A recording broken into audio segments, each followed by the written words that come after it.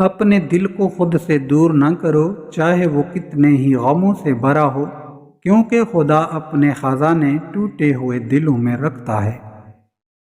हार मान लेना कमजोरी नहीं है, इसके बरअक्स ये ताकत है। हार मानने से बंदा खौलते पानी में रहने से बच जाता है और महफूज जगह में रहना शुरू कर देता है। अच्छा आदमी मर जाए तो उसकी जगह अच्छा आदमी ही लेता है।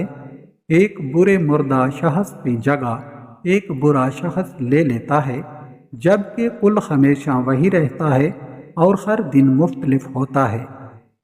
अपनी नेकोकारी पर इत्मीनान महसूस करना गरूर की अलामत है।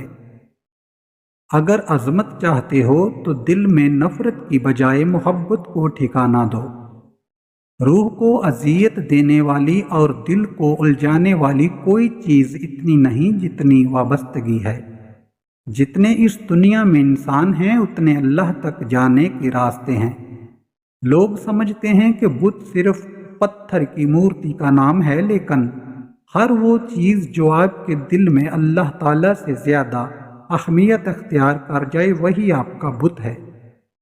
हर वो चीज़ जो हमारी ज़रूरत से ज़्यादा हो वो जहर है। हवा वो क़ुव्वत हो, इक़्तिदार हो, दौलत हो, भूख हो, लालच हो, मोहब्बत हो या नफ़रत। दुआ करने वाले का एक बार या रब कहना अल्लाह की जानिब से चंद बार लब्बैक बन जाता है।